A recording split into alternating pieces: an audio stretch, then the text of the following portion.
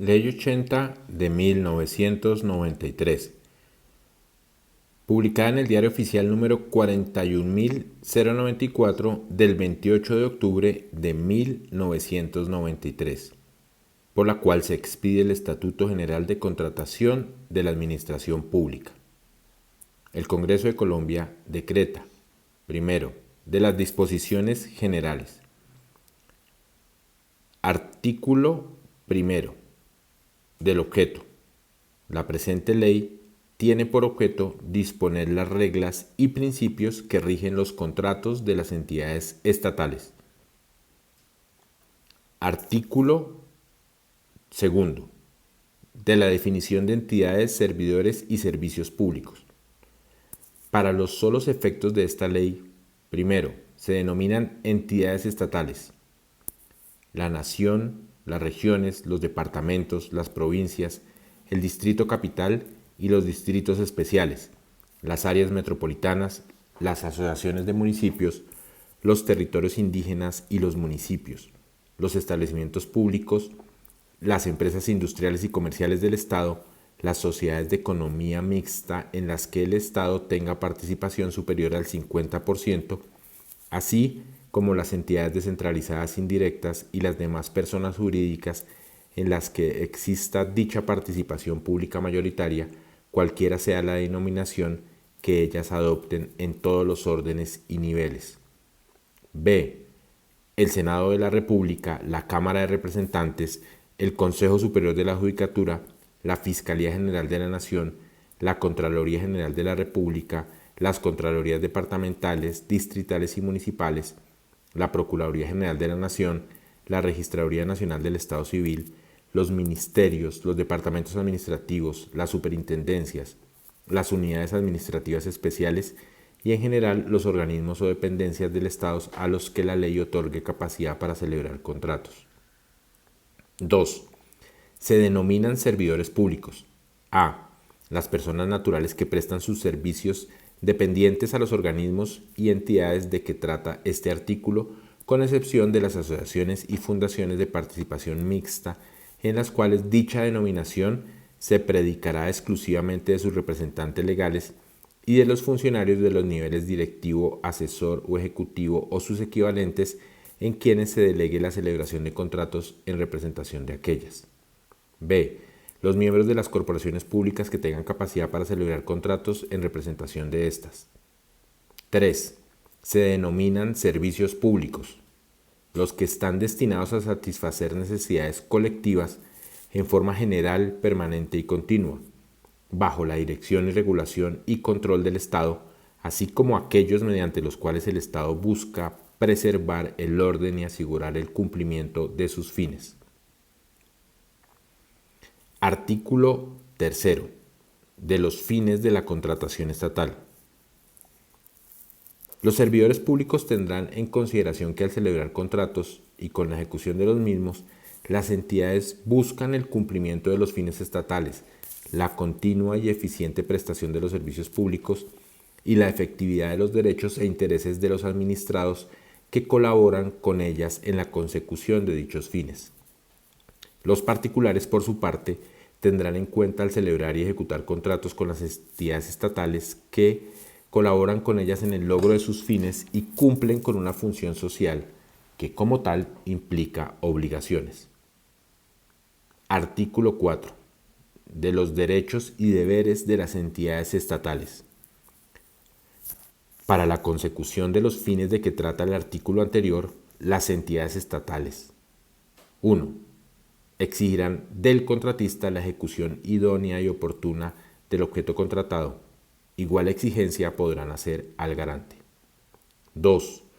Adelantarán las gestiones necesarias para el reconocimiento y cobro de las sanciones pecuniarias y garantías a que hubiere lugar. 3.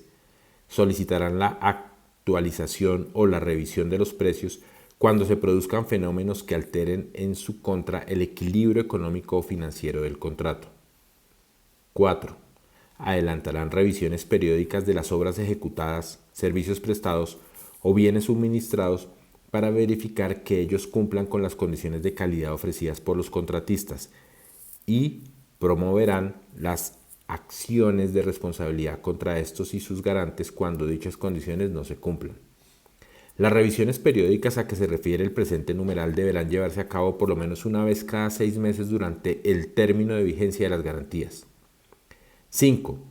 Se exigirá que la calidad de los bienes y servicios adquiridos por las entidades estatales se ajuste a los requisitos mínimos previstos en las normas técnicas obligatorias, sin perjuicio de la facultad de exigir que tales bienes o servicios cumplan con las normas técnicas colombianas o, en su defecto, con normas internacionales elaboradas por organismos reconocidos a nivel mundial o con normas extranjeras aceptadas en los acuerdos internacionales suscritos por Colombia. 6. Adelantarán las acciones conducentes a obtener la indemnización de los daños que sufran en desarrollo o con ocasión del contrato celebrado. 7. Sin perjuicio del llamamiento en garantía, repetirán contra los servidores públicos, contra el contratista o los terceros responsables, según el caso, por las indemnizaciones que deban pagar como consecuencia de la actividad contractual. 8. Adoptarán las medidas necesarias para mantener durante el desarrollo y ejecución del contrato las condiciones técnicas, económicas y financieras existentes al momento de proponer en los casos en que se hubiera realizado la licitación o de contratar en los casos de contratación directa. Para ello utilizarán los mecanismos de ajuste y revisión de precios, acudirán a los procedimientos de revisión y corrección de tales mecanismos si fracasan los supuestos o hipótesis para la ejecución y pactarán intereses moratorios. Sin perjuicio de la actualización o revisión de precios, en caso de no haberse pactado intereses moratorios, se aplicará la tasa equivalente al doble del interés legal civil sobre el valor histórico actualizado. 9. Actuarán de tal modo que por causas a ellos imputables no sobrevenga una mayor onerosidad en el cumplimiento de las obligaciones a cargo del contratista. Con este fin, en el menor tiempo posible, corregirán los desajustes que pudieren presentarse y acordarán los mecanismos y procedimientos pertinentes para precaver o solucionar rápida y eficazmente las diferencias o situaciones litigiosas que llegaren a presentarse. 10. Respetarán el orden de presentación de los pagos por parte de los contratistas. Solo por razones de interés público, el jefe de la entidad podrá modificar dicho orden dejando constancia de tal situación. Para el efecto, las entidades deben llevar un registro de presentación por parte de los contratistas de los documentos requeridos para hacer efectivos los pagos derivados de los contratos, de tal manera que estos puedan verificar el estricto cumplimiento al derecho de turno. Dicho registro será público. Lo dispuesto en este numeral no se aplicará respecto de aquellos pagos cuyos soportes hayan sido presentados en forma incompleta o se encuentren pendientes del cumplimiento de requisitos previstos en el contrato del cual se derivan. Artículo 5. De los derechos y deberes de los contratistas. Para la realización de los fines de que trata el artículo 3 de esta ley, los contratistas: 1. Tendrán derecho a recibir oportunamente la remuneración pactada, ya que el valor intrínseco de la misma no se altere o modifique durante la vigencia del contrato. En consecuencia, tendrán derecho, previa solicitud, a que la Administración les restablezca el equilibrio de la ecuación económica del contrato a un punto de no pérdida por la ocurrencia de situaciones imprevistas que no sean imputables a los contratistas. Si dicho equilibrio se rompe por incumplimiento de la entidad estatal contratante, tendrán que restablecerse la ecuación surgida al momento del nacimiento del contrato. 2. Colaborarán con las entidades contratantes en los que sea necesario para que el objeto contratado se cumpla y que éste sea de la mejor calidad. Acatarán las órdenes que durante el desarrollo del contrato ellas les impartan y de manera general obrarán con lealtad y buena fe en las distintas etapas contractuales, evitando las dilaciones y entrabamientos que pudieran presentarse. 3. Podrán acudir a las autoridades con el fin de obtener la protección de los derechos derivados del contrato y la sanción para quienes los desconozcan o vulneren.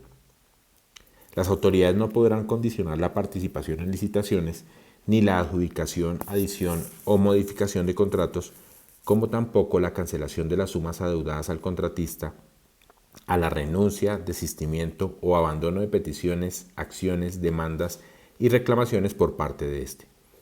4. Garantizarán la calidad de los bienes y servicios contratados y responderán por ello. 5.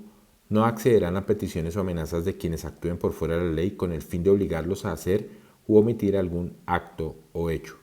Cuando se presenten tales peticiones o amenazas, los contratistas deberán informar inmediatamente de su ocurrencia a la entidad contratante y a las demás autoridades competentes para que ellas adopten las medidas y correctivos que fueran necesarios. El incumplimiento de esta obligación y la celebración de los pactos o acuerdos prohibidos dará lugar a la declaratoria de caducidad del contrato. Artículo 6. De la capacidad para contratar. Pueden celebrar contratos con las entidades estatales las personas consideradas legalmente capaces en las disposiciones vigentes. También podrán celebrar contratos con las entidades estatales los cabildos indígenas, las asociaciones de autoridades tradicionales indígenas, los consejos comunitarios de las comunidades negras reguladas por la Ley 70 de 1993. Para las organizaciones de base de comunidades negras, afrocolombianas, raizales y palenqueras y las demás formas y expresiones organizativas, deberán contar con 10 años o más de haber sido incorporados por el Ministerio del Interior en el correspondiente Registro Público Único Nacional y que hayan cumplido con el deber de actualización de información en el mismo registro, y los consorcios y uniones temporales. Las personas jurídicas nacionales y extranjeras deberán acreditar que su duración no será inferior a la del plazo del contrato y un año más. Parágrafo.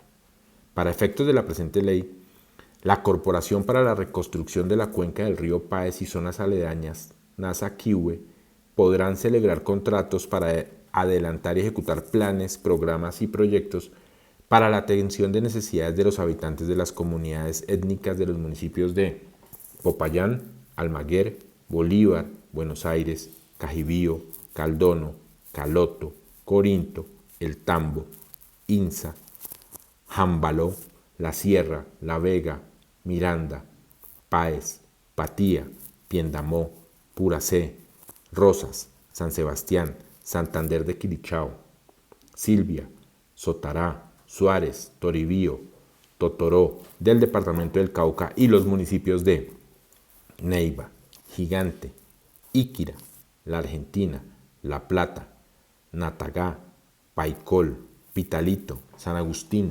Tesalia, Villavieja, Yaguará, Palermo y Ribera del departamento del Huila.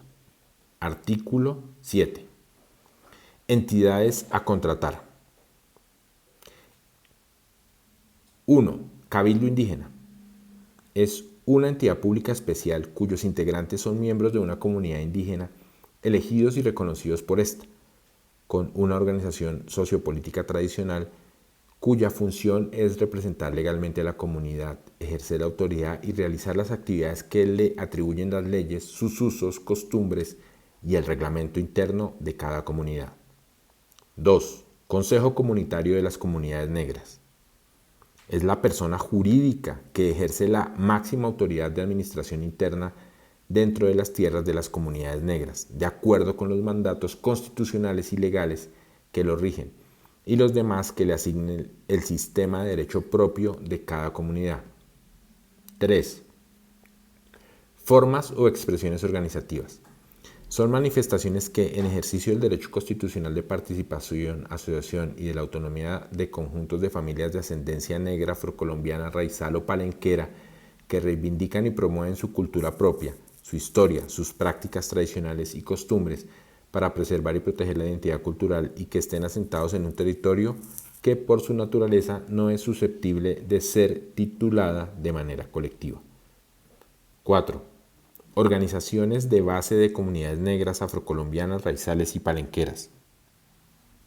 Son asociaciones comunitarias integradas por personas de las comunidades negras, afrocolombianas, raizales o palenqueras que reivindican y promueven los derechos étnicos y humanos de estas comunidades. 5. Organizaciones de segundo nivel. Son asociaciones de consejos comunitarios, formas y expresiones organizativas y o organizaciones de base que agrupan a más de 2 inscritas en el Registro Único de la Dirección de Asuntos de Comunidades Negras, Afrocolombianas, Raizales y Palenqueras del Ministerio del Interior, siempre y cuando el área de influencia de la organización de segundo nivel corresponda a más de la tercera parte de los departamentos donde existan comisiones consultivas. 6. Consorcio. Cuando dos o más personas en forma conjunta presentan una misma propuesta para la adjudicación, celebración y ejecución de un contrato, respondiendo solidariamente de todas y cada una de las obligaciones derivadas de la propuesta y del contrato. En consecuencia, las actuaciones, hechos y omisiones que se presenten en el desarrollo de la propuesta y del contrato afectarán a todos los miembros que lo conforman. 7. Unión temporal. Cuando dos o más personas en forma conjunta presentan una misma propuesta para la adjudicación, celebración y ejecución de un contrato, respondiendo solidariamente por el cumplimiento total de la propuesta y del objeto contratuado, pero las sanciones por el incumplimiento de las obligaciones derivadas de la propuesta y del contrato se impondrán de acuerdo con la participación en la ejecución de cada uno de los miembros de la unión temporal. 8. Asociaciones de cabildos indígenas y o autoridades tradicionales indígenas.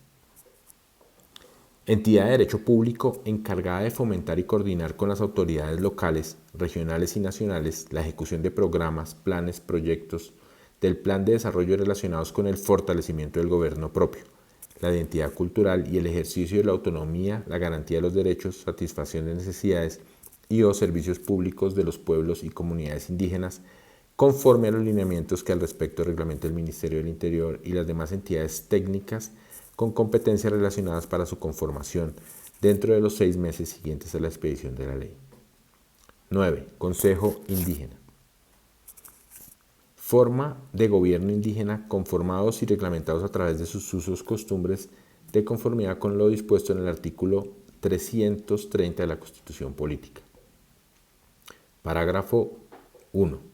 Los proponentes indicarán si su participación es a título de consorcio o unión temporal y en este último caso señalarán los términos y extensión de la participación en la propuesta y en su ejecución, los cuales no podrán ser modificados sin el consentimiento previo de la entidad estatal contratante.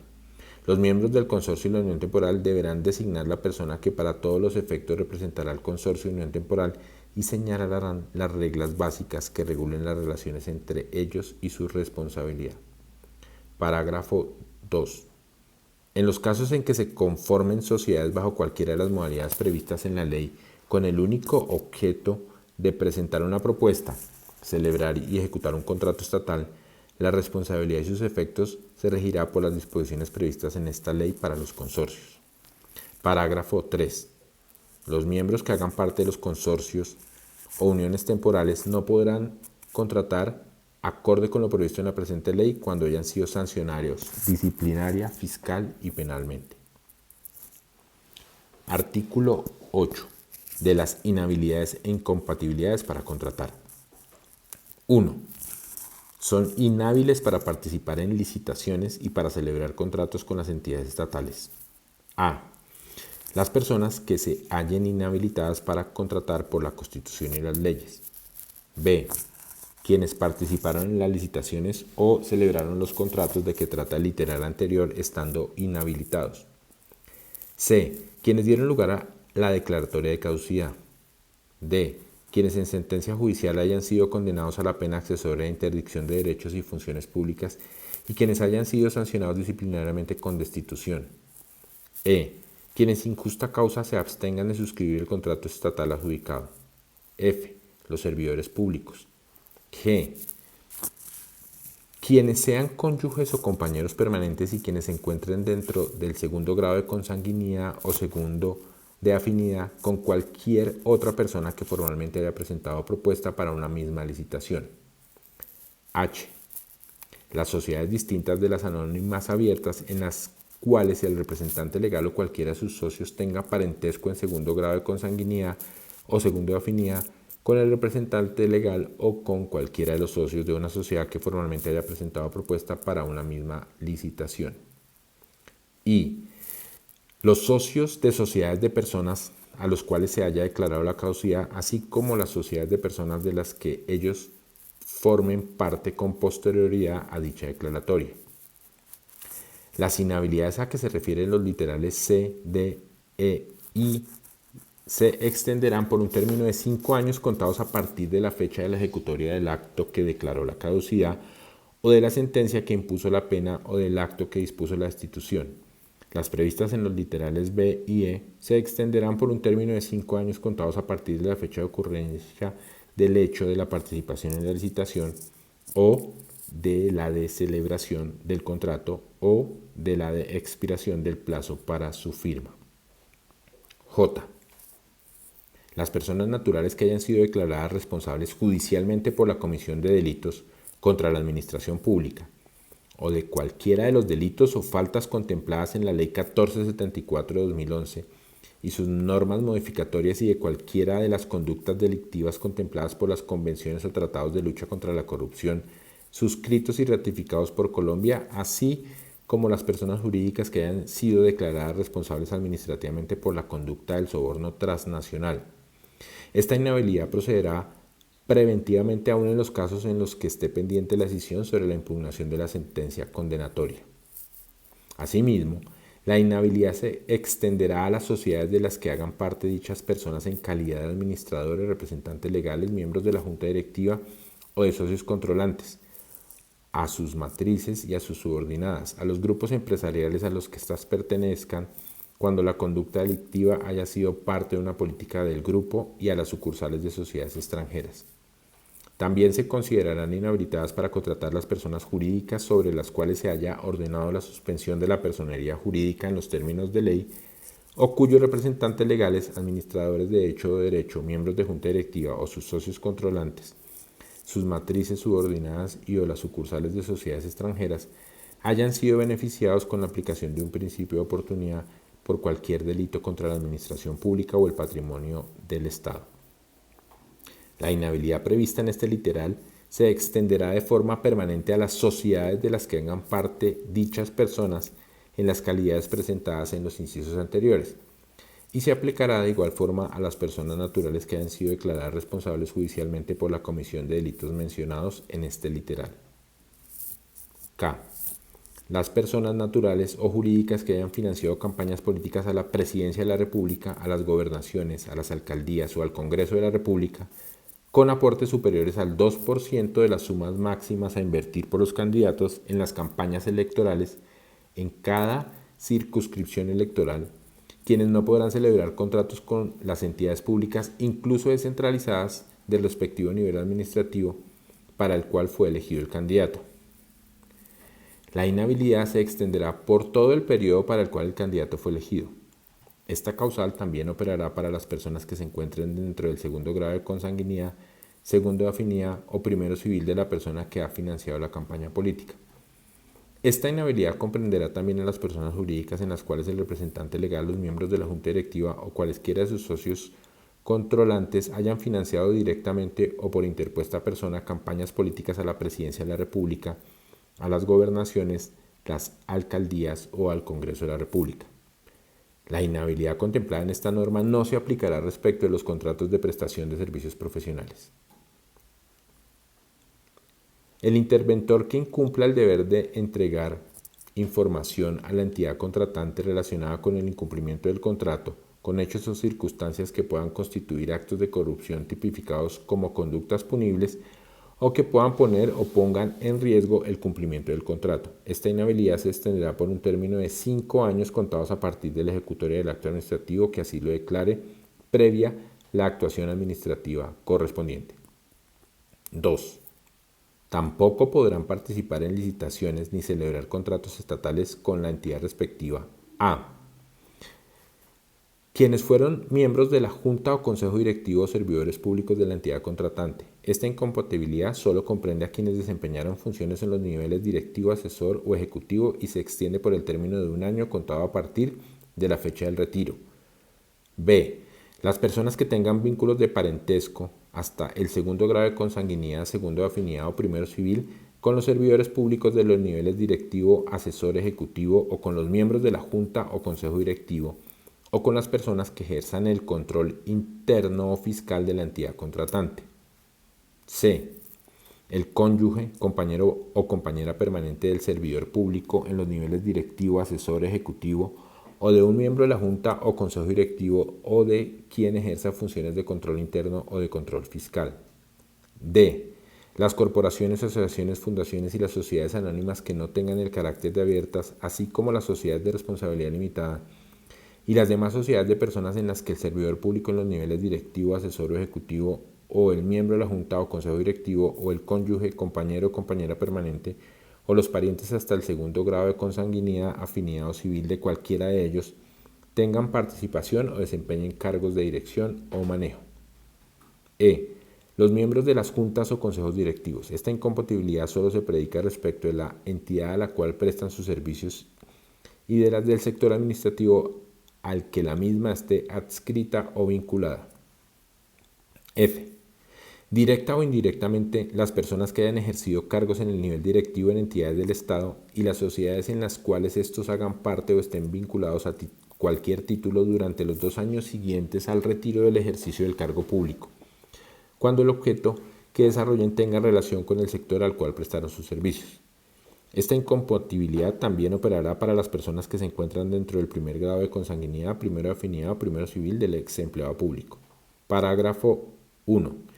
La inhabilidad prevista en la literal D de la ordinal 2 de este artículo no se aplicará en relación con las corporaciones, asociaciones, fundaciones y sociedades allí mencionadas cuando por disposición legal o estatutaria el servidor público en los niveles referidos deba desempeñar en ellas cargos de dirección o manejo. En las causales de inhabilidad por parentesco o por matrimonio, los vínculos desaparecen por muerte o por disolución del matrimonio. Parágrafo 2. Para los efectos previstos en este artículo, el Gobierno Nacional determinará qué debe entenderse por sociedades anónimas abiertas. Parágrafo 3. Las inhabilidades o incompatibilidades contempladas en este artículo se aplicarán a cualquier proceso de contratación privada en el que se comprometan recursos públicos. Artículo 9. De las inhabilidades e incompatibilidades sobrevinientes. Si llegare a sobrevenir inhabilidad o incompatibilidad en el contratista, este cederá el contrato previa autorización escrita de la entidad contratante o, si ello no fuere posible, renunciará a su ejecución. Cuando la inhabilidad o incompatibilidad sobrevenga en un proponente dentro de un proceso de selección, se entenderá que renuncia a la participación en el proceso de selección y a los derechos surgidos del mismo. Si la inhabilidad o incompatibilidad sobreviene en uno de los miembros de un consorcio de unión temporal, este cederá su participación a un tercero previa autorización escrita de la entidad contratante. En ningún caso podrá haber cesión del contrato entre quienes integran el consorcio de unión temporal. Parágrafo 1. Cuando la inhabilidad sobreviniente sea la contemplada en el literal J del numeral primero del artículo 8 de la Ley 80 de 1993, o cuando administrativamente se haya sancionado por actos de corrupción al contratista, no procederá a la renuncia del contrato a la que se refiere este artículo. La entidad estatal ordenará mediante acto administrativo motivado la cesión unilateral sin lugar a indemnización alguna al contratista inhábil. Para el caso de cesión, será la entidad contratante la encargada de determinar el cesionario del contrato.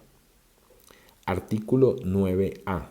Efectos de la declaratoria de cesión unilateral del contrato.